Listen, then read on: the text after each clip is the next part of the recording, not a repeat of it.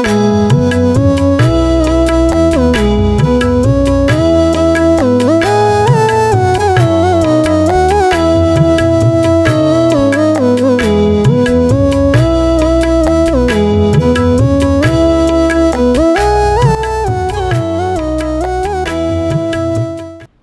brothers and sisters in the Lord, ప్రభునందు ప్రియమైన సహోదరి సహోదరులారా, today's verse for our meditation is taken from the book of Isaiah, chapter 12, verse 1. ఈరోజు మన ధ్యానం కొరకు యెషయా గ్రంథం 12వ అధ్యాయం మొదటి వచనం నుండి తీసుకొనబడింది. I'll praise thee, though thou was angry with me. యెహోవా, నీవు నా మీద కోపపడితివి, నిన్ను స్తుతించుచున్నాను. There are many songs written and sung in this world. ఈ ప్రపంచంలో ఎన్నో పాటలు రాసినారు, పాడినారు కూడా. Some of which are happy songs and some are sad. వాళ్ళు కొన్ని సంతోషకరమైన గీతములు ఉన్నాయి, కొన్ని విచారకరం దుఃఖకరమైనటువంటి ఉన్నాయి. Some songs are terrestrial in nature, that is earthly, and others are celestial, heavenly. కొన్ని పాటలేమో భూ సంబంధమైనవి, లోక సంబంధమైనగా ఉన్నాయి. కొన్ని పాటలు పర సంబంధమైనగా ఉన్నాయి. We turn today to a happy celestial heavenly song. ఈ రోజు మనం ఒక సంతోషకరమైన పర సంబంధమైన ఒక గీతం గురించి మనం చూస్తున్నాం. We need to consider this today.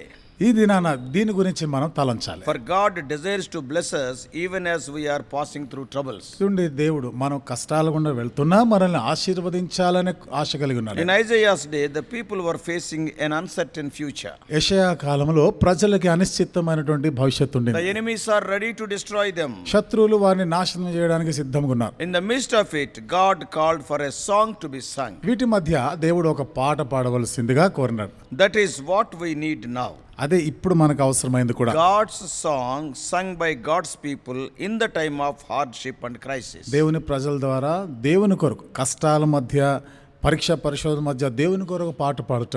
That song is Isaiah 12. ఆ పాటే యెషయా గ్రంథం 12వ అధ్యాయం. The words in our text today are actually written as poetry, as a song. మన భాగంలో ఉన్నటువంటి ఈ వచనాలు, ఇది ఒక పద్య రూపంలో ఉన్నటువంటి పాట. ఇది It is a song of rejoicing and praise and filled with melody and meaning. ఇది ఆనందంతో కూడా ఎంతో సంగీతంతో కూడినటువంటి తన చక్కని మధురమైన రాగంతో కూడిన పాట. So let us not rush over the words and lose their significance, value and worth. Slowly we will see. కాబట్టి ఏదో త్వరగా మనం పరిగెత్తుకుంటూ పోయి వచనాలు చదవడం కాదు, కానీ నిదానంగా చదువుతూ దాని అర్థాన్ని మనము గ్రహించుదాం. Note the content of this great song. చూడండి, ఈ గొప్ప పాట యొక్క ఆ విషయాలు ఏమున్నాయో దాంట్లో In గమనించండి. these verses we find three victorious truths for God's people. ఈ వచనాల్లో దేవుని ప్రజల కొరకైన 3 విజయవంతమైనటువంటి సత్యాలు ఉన్నాయి. Heaven knows that we need some uplifting songs right now. ఇప్పుడు ప్రస్తుతం మనకి కొంచెం మన పైకి లేవనెత్తగలిగేటువంటి పాటలు పాడాలని పరలోకం కోరుతాం. Heaven knows it. ఇది పరలోకానికి తెలుసు. Because we are facing a hidden enemy, at least unseen to the naked eye. ఎందుకంటే మరుగైనటువంటి ఒక శత్రువు ఉన్నాడు, మన కంటికి కనబడిన ఒక శత్రువు. Always seeking to invade our lives and use them for its own purposes. ఎల్లప్పుడు కూడా మన జీవితాలపైన దాడి చేసి వాడి ఉద్దేశాలు నెరవేర్చడానికి వాడుకోవాలని చూసేవాడు. Many times his host always try to see that we may die also. అనేక పర్యాయాలు వారి సేన అంతా కూడా ఎప్పుడు మనం చనిపోవాలనే చూస్తూ ఉంటారు. But we need to know as Christians that we have an unseen hand, an unseen heart and blessings that are unseen by this world. అయితే క్రైస్తవులుగా మనం గుర్తించవలసింది అదృశ్యమైనటువంటి ఒక హస్తం, అదృశ్యమైనటువంటి ఒక హృదయం, అదృశ్యమైనటువంటి ఒక శక్తి మనకి పనిచేస్తా ఉంది. There are some of the blessings which are unseen by the world. మరి కొన్ని ఆశీర్వాదాలు ఇవి ప్రపంచానికి కనబడిన అదృశ్యమైనవి. What is that? అదేమిటి? The Lord is with us. దేవుడు మనతో కూడా His ఉన్నాడు. love is for us. ఆయన ప్రేమ ఉంది మనకి. His promise is to bless us. ఆయన మనల్ని ఆశీర్వదించాలనేటువంటి వాగ్దానాలు చేశారు. In this text we see three triumphant truths. ఈ భాగంలో 3 విజయవంతమైనటువంటి సత్యాలు చూస్తాం. 3 things. 3 సంగతులు. Number 1, మొదటిది the wells of salvation. రక్షణాధారమైన బావులు. Secondly, రెండవది the witness through salvation. రక్షణ ద్వారా సాక్ష్యం ఇచ్చుట. And thirdly, మూడవది the worship in salvation. రక్షణను బట్టి ఆరాధన. So 3 things. 3 సంగతులు ఉన్నాయి. First of all, the wells, then the witness and also the worship. మొదటిది బావులు, రెండవది సాక్ష్యం ఇచ్చుట, మూడవది ఆరాధన చేయుట. In Psalm 137:4, 137వ కీర్తన 4వ వచనంలో we find a question. ఇక్కడ ఒక ప్రశ్న ఉంది మనకి. How can we sing the Lord's song in a strange land like this? 137:4. 137వ కీర్తన 4వ వచనం, అన్యుల దేశంలో యెహోవా కీర్తనలు మనం ఎట్లు పాడగలము? See, the believer can always sing. విశ్వాసి ఎల్లప్పుడూ కూడా పాడగలడు. Why? ఎందుకని? We have the victory in our Lord. మన ప్రభునందు మనకు విజయం ఉంది. So no matter the circumstances, we will praise him and wait for all he plans to do in us, to us and through us. కాబట్టి పరిస్థితులు ఏవైనా కానీ మనం దేవుని స్తుతించగలం. ఎందుకనగా మన గురించి, మన ద్వారా, మనలో తన యొక్క ఉద్దేశాలన్నీ కూడా మన చుట్టూ కూడా ఆయన జరిగిస్తున్నారు. So note with me several things about the song Isaiah called for.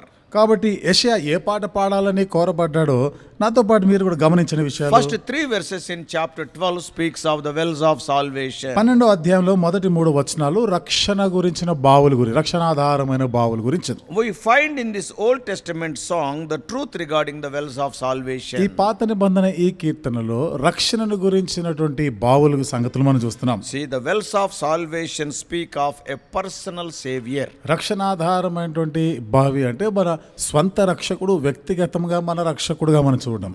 He is in need of.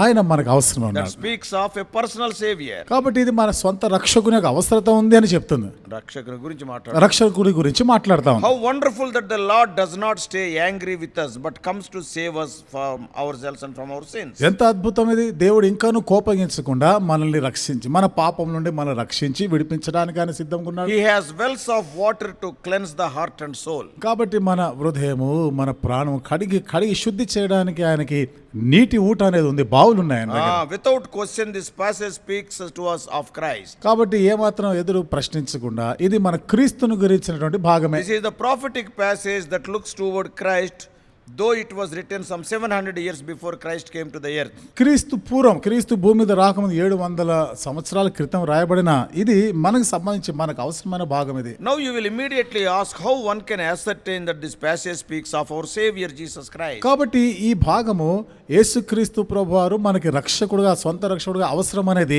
ఎట్లా ఇది మనతో మాట్లాడుతుంది? How you can ascertain this passage is about Christ. ఈ భాగం అనేది క్రీస్తు గురించే అనేది నువ్వు ఎట్లా నిశ్చయపరచుకోగలవు? This is discernible by understanding the reason for the passage and its later use. కాబట్టి ఈ భాగం ఉన్నటువంటి ఈ భావం ఆ తర్వాత ఏ విధంగా, ఏ సందర్భంలో ఇది రాయబడిందో, And later how it is used. ఆ తర్వాత ఎట్లా అది ఉపయోగించబడిందో, With that we can discern.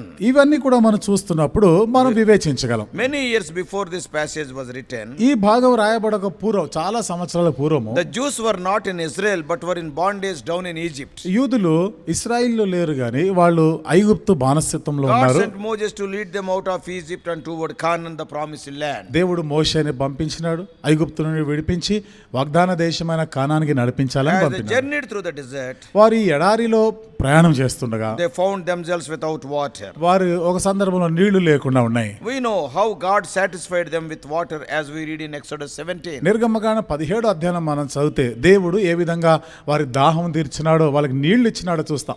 This incident is spoken again in 1 Corinthians 10:4. ఈ సందర్భమే మరలా కొరింథీయులకు రాసిన మొదటి పత్రిక 10వ అధ్యాయం 4వ వచనంలోనూ ప్రస్తావించబడింది. Where the Lord tells us that the rock of Exodus 17 was none other than Christ. అక్కడ నిర్గమకాండం 17వ అధ్యాయంలో చెప్పబడిన ఆ బండ ఎవరో కాదు, క్రీస్తే ఆ బండను. Even in John 7:37, యోహాను సువార్త 7:37లో కూడా Jesus Christ spoke of the same. యేసుక్రీస్తు వారు దాని గురించే మాట్లాడినాడు. He was identifying himself as the source of the living water. జీవజలములకు ఆయనే ఆధారం అని ఆయన ఐక్యపరచుకుని చెప్తున్నాడు ఆయన. This is the same thing he told the woman at the well in John 4:4. ఇదే విషయాన్ని యోహాను సువార్త 4వ అధ్యాయం 4వ వచనంలో బావి దగ్గర ఉన్న ఆ స్త్రీతో కూడా చెప్పాడు. Isaiah surely could not have fully understood when he penned that day long before Jesus arrived in Jerusalem.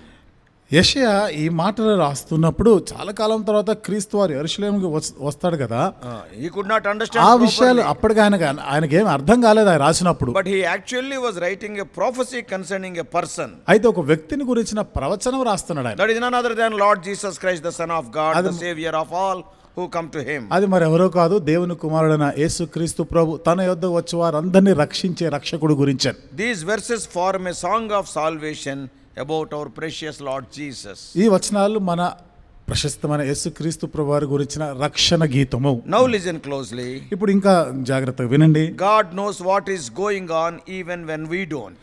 చూడండి, మనము When we don't know, God knows what is going on. ఏమి జరుగుతుందో మనకు తెలియదు, కానీ ఏమి జరగబోతుందో అంతా దేవుడికి తెలుసు. He has plans that we cannot see. ఆయన యొక్క ప్రణాళికలు, ఆయన సంకల్పం మనం చూడలేనివి. He is working in history when to the human mind it appears that he has forgotten us. ఆయన చరిత్ర అంతట్లో కూడా ఆయన ఈ కార్యాలు జరిగిస్తున్నాడు. మనం ఎప్పుడెప్పుడు ఆయనను మర్చిపోతామో ఇవన్నీ ఆయనకు తెలుసు.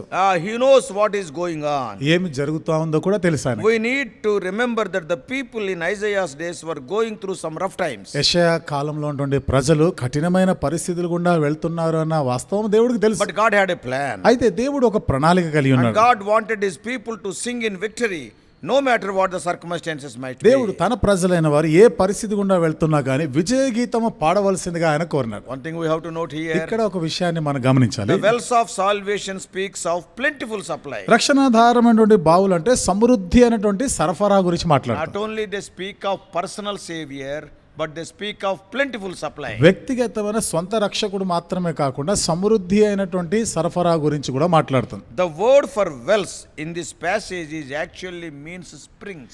ఈ భాగంలో బావులు అనేటువంటి మాట వాస్తవంగా గమనిస్తే అది ఊట గురించి మాట్లాడుతుంది. Hear carefully. మీరు జాగ్రత్తగా వినండి. Every word is important. ప్రతి మాట కూడా ఇక్కడ చాలా ప్రాముఖ్యమైనది. A well is something which a man digs.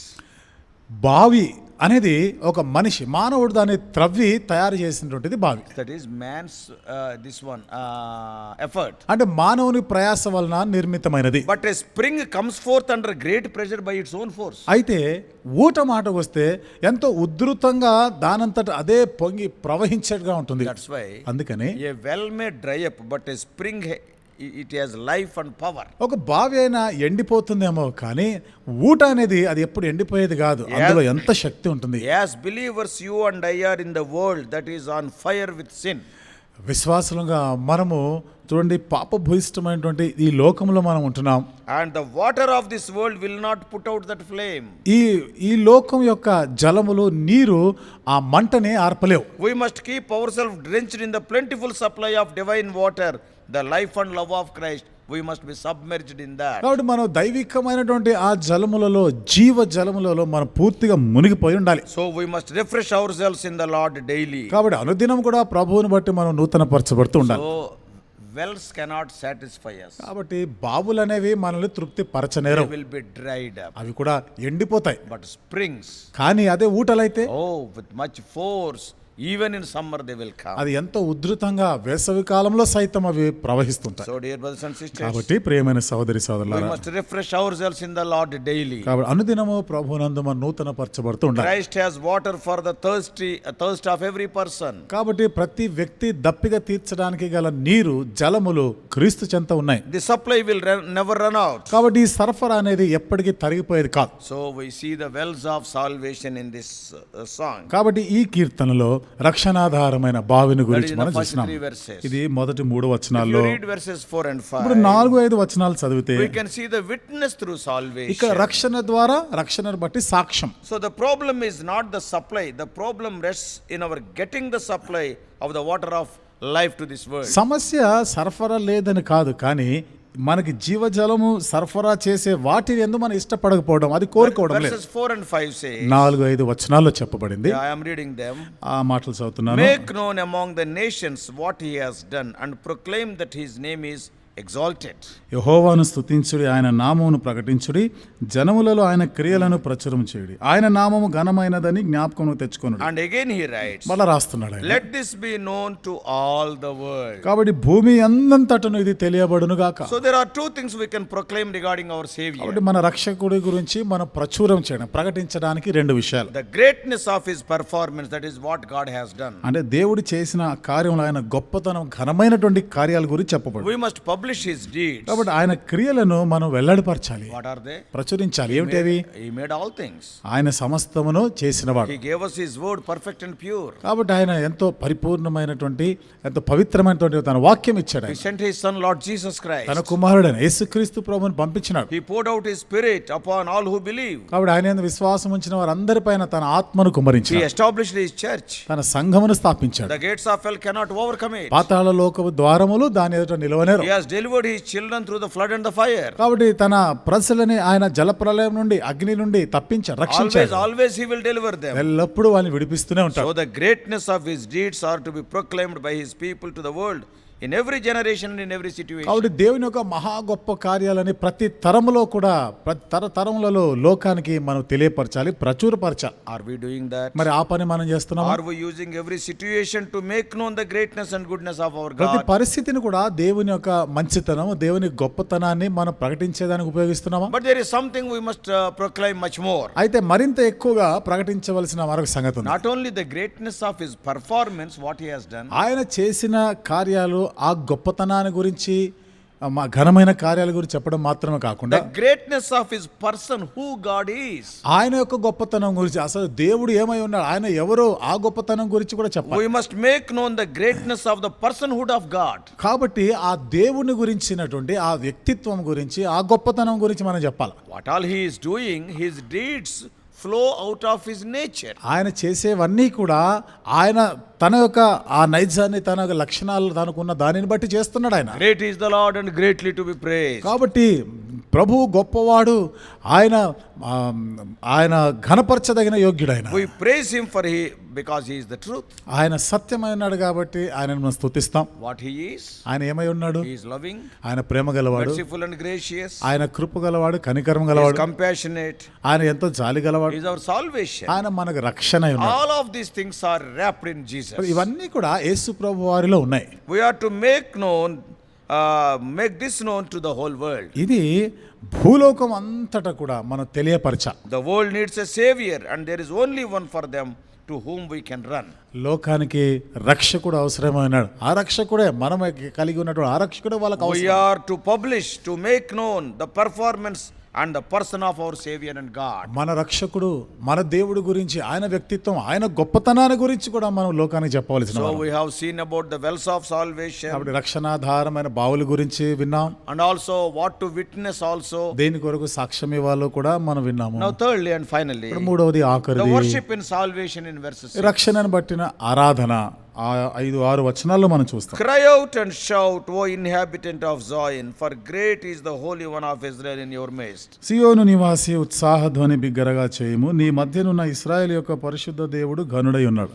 Those that are saved are to worship like saved people. రక్షించబడిన వారు రక్షించబడిన ప్రజల వల్లే వాళ్ళు ఆరాధన They చేయవలసిన have వారు to ఉన్నారు. cry out gladly with shouting. కాబట్టి వారు ఉత్సాహధ్వని బిగ్గరగా చేయాలి. That means అనగా that worship is not a show for the entertainment of those who attend, but it is an open, public, victorious worship of the Lord by all saved people who are present. ఆరాధన అనేది వచ్చే వారందరికీ మనం ఏదో ఒక తమాషాలాగా చూపించేటట్టు కాదు, కానీ వచ్చిన వారందరూ కూడా దేవుడు జరిగించిన ఈ గొప్ప కార్యాల గురించి బిగ్గరగా ఉత్సాహగానం చేస్తూ మన వాళ్ళకి తెలియపరిచేది ఆరాధన. I'll tell an example. ఉదాహరణకి, Some of you have no problem making a noise at a sports event.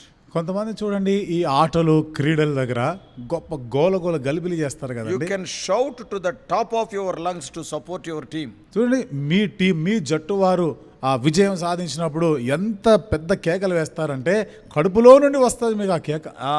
Suppose if one person in a cricket match, suppose he gets 6 runs. ఉదాహరణకి క్రికెట్ మ్యాచ్లో ఆటలోనే చూడండి, ఎవడు 6 కొట్టాడు అనుకోండి, The ball crossed the boundary. ఆ ball boundary దాటిపోయింది. What shouts we can hear.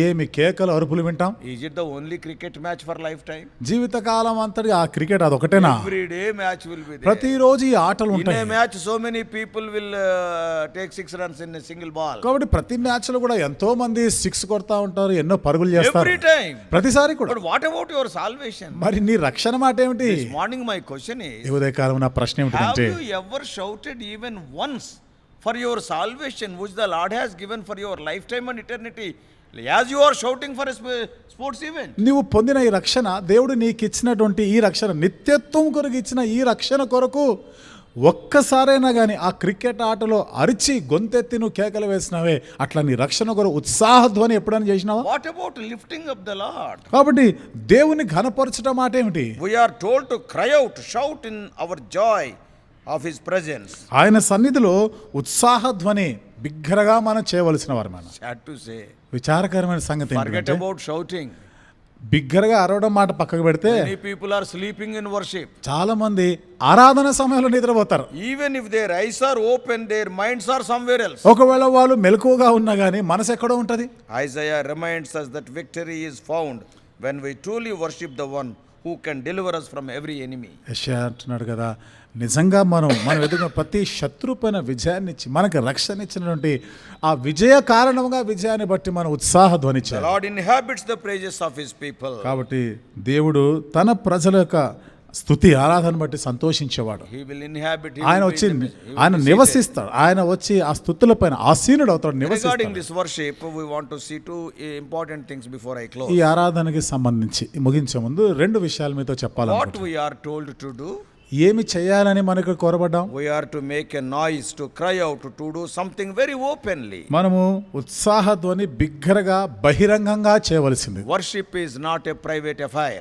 ఆరాధన అనేది ఏకాంతముగా ఒంటరిగా చేసుకునేదే కాదు. Never fear to say an amen or to shed some tears in worship. Nothing wrong. ఆరాధనలో ఆమెన్ అనడానికి కన్నీళ్లు కార్చేదాన్ని నువ్వేమీ సిగ్గుపడే అవసరం లేదు. Literally, it speaks of being so cheerful and happy, and you cannot contain it. That's why you are shouting. అక్షరార్థంగా ఆ జరిగిన కార్యాలను బట్టి నీకున్న ఆ సంతోషాన్ని బట్టి నువ్వు అదుపు చేసుకోలేకుండా ఆనంద బాష్పాలే కావచ్చు, దేవుని సన్నిధిలో కన్నీళ్లను కారుస్తావు. Joy of the Lord is our strength. కాబట్టి యెహోవా యందలి ఆనందమే మనకు బలమైనది. We must express that joy for the full strength, and that must be released in and through us. ఆ ఆనందాన్ని మన పూర్ణ బలముతో కూడా వ్యక్తపరచాలి. మన అంతరంగంలో నుండి ఆ ధ్వని రావాలి. Do you need more victory in your Christian నీ life? క్రైస్తవ జీవితంలో మరింత అధికమైన విజయం కావాలా? Sure, you can have. ఖచ్చితంగా నువ్వు కలిగి ఉండగలవు. Then make worship an open, expressive love for your God a part of your experience. అప్పుడు నీ అనుభవంలో భాగంగా దేవుని యొక్క ప్రేమ, నీ పక్షంగా దేవుని యొక్క ప్రేమని నీవు సమాజంలో నువ్వు ప్రజలందరి యొక్క బిగ్గరగా నువ్వు దాన్ని తెలియపరచు. Do not hold back, but let your spirit raise up to meet him in worship. కాబట్టి ఆరాధనలో మౌనంగా ఉండక నీ ఆత్మతో కూడా నువ్వు ఆయనను ఆరాధించాలి. And you may ask, నువ్వు అనొచ్చు, why we are to do this? ఎందుకు ఇట్లా చేయాలి? So let us look that why we are told to do it. ఎందుకు ఆ రీతిగా చేయాలి అని చెప్పబడ్డాం చూద్దాం. We are to rejoice and worship, and we are to live here to go make known his nature and love to those around us. మన చుట్టూన్న వారి ఎడల ఆయన చేసిన కార్యాలు బట్టి సంతోషంతో ఉత్సాహంగా బిగ్గరగా చేస్తూ ఆ ప్రజలకు తెలియపరచాలి. Why? ఎందుకు? We do this because he is with us. ఎందుకు చేస్తున్నామంటే ఆయన మనతో కూడా ఉన్నాడు He is కాబట్టి. here. ఆయన ఇక్కడ ఉన్నాడు. He is present with his people. ఆయన తన ప్రజల మధ్య ఉన్నాడు. ఆయన When two or more gathered in his name, there he is present with them. ఎక్కడ ఆయన నామంలో ఇద్దరు ముగ్గురు కూడి ఉంటారో వారి మధ్యలో ఆయన ఉన్నాడు. So what God has delivered you from? కాబట్టి దేవుడు దేని నుండి నీకు విడుదల ఇచ్చినాడు? What harm and hurt has kept you from? కాబట్టి ఏది నీకు హాని, నీకు ఆ ప్రమాదం కలగకుండా కాపాడింది ఏమిటి? What promises has he made to you? నీతో ఏం వాగ్దానాలు చేసినాడు? Praise him. స్తుతించు, Honor him. ఆయనను ఘనపరచు, Worship him. ఆరాధన చేయి. Make known that you are blessed and you are in his presence. కాబట్టి నువ్వు ధన్యుడు అని ఆయన సన్నిధిలోను ఆశీర్వదించబడిన వ్యక్తి Be a అని true అందరికీ తెలవాలి. worshipper. ఒక నిజమైన ఆరాధికుడిగా ఉండాలి. May God help us to be true worshippers. నిజమైన ఆరాధికులుగా ఉండులాగన దేవుడు మనకి సహాయం Let us చేయను. make our worship as a public affair, not a private affair. కాబట్టి మన ఆరాధన ప్రజలందరి మధ్య మనం చేసేదిగా ఉండాలి, ఏదో ఒంటరిగా ఏకాంతంలో చేసేటట్టు Let us కాదు. shout with joy. కాబట్టి ఉత్సాహధ్వని బిగ్గరగా చేద్దాం. Oh, the Isaiah 6, 12th chapter speaks of wonderful things. యెషయా గ్రంథం 12వ అధ్యాయం ఎన్నో అద్భుతమైన సంగతుల గురించి మాట్లాడుతుంది. Wells of salvation. రక్షణాధారమైన బావులు, Witness through salvation. రక్షణను బట్టి సాక్ష్యం, And the worship in salvation. కాబట్టి ఆ రక్షణను బట్టి ఆరాధించుట. May God help us. దేవుడు మనకి సహాయం May God చేయను. help us to be true worshippers. నిజమైన ఆరాధికులుగా ఉండులాగన దేవుడు మనకి సహాయం చేయనుగా. Let us pray. ప్రార్థన చేసుకుందాం. Loving Heavenly Father, ప్రేమగల మా పరలోకపు తండ్రి, how many times we are not interested in worship though we are saved. ఎన్ని పర్యాయాలు రక్షించబడినా కానీ ఆరాధన చేయాలన్నటువంటి ఆసక్తి లేని వారం ఉన్నాం. Many times instead of shouting we are sleeping. అనేక పర్యాలు బిగ్గరగా మేము ఉత్సాహధ్వని చేయడానికి బదులుగా నిద్రపోతున్నాం. Sometime when somebody worships, when he is narrating what thou hast done in his life, many times we are very slowly, uninterestingly we will say amen. కొన్ని పర్యాలు ఎవరైనా ప్రక్కన ఉన్నవారు దేవుడు వారి జీవితంలో చేసిన కార్యాలను బట్టి సంతోషంతో బిగ్గరగా ప్రభా అవి తలుచుకుంటూ ఆరాధన చేస్తున్నప్పుడు మేము దాని గురించిన పట్టింపే లేకుండా ఏదో ఇష్టం ఉండి లేనట్టుగా ఏదో చెప్పాలి కదా అని ఆమెను చెప్తుంటాం. Help us not to be like that. ఆ రీతిగా ఉండకుండా సహాయం O చేయండి. Lord, thou art a spring. దేవా నీవు ఊటవై ఉన్నావు. Yes, thou art the spring of living water. జీవ జలముల ఊటవై ఉన్నావు నీవు Our satisfaction is in you. ప్రభువా, మా యొక్క సంతృప్తి, మా సంతోషం నీయందే. Even through our worship we may be thy witnesses. దేవా, మా ఆరాధన ద్వారా కూడా మేము మీకు సాక్షులుగా ఉందుము గాక. Speak to us more and more. ప్రభువా, మాతో అధికముగా Oh, మాట్లాడండి. throughout the day we may worship you. దినమంతా కూడా మిమ్మల్ని ఆరాధిస్తూ ఉందుము గాక. Others may hear our worship and they may understand what thou hast done in our lives. ఇతరులు మా ఆరాధన వింటున్నప్పుడు మా దేవుడు మా కొరకు ఏమి చేసినాడు వాళ్ళు కూడా తెలుసుకుందరు గాక. Oh, that will be a great witness. అది ఒక గొప్ప సాక్ష్యంగా ఉంటుంది. Help us to be witnessing and worshipping Christians. దేవా, మేము సాక్ష్యం ఇచ్చి ఆరాధించే క్రైస్తవులుగా ఉండుటకు సహాయం చేయండి. We do pray in the all worthy name of Lord and Savior Jesus Christ. మా ప్రభువును రక్షకుడైన యేసుక్రీస్తు ప్రభువారి సమస్త యోగ్యమైనటువంటి నామంలోనే ప్రార్థించి వేడుకుంటున్నాము తండ్రి. Amen.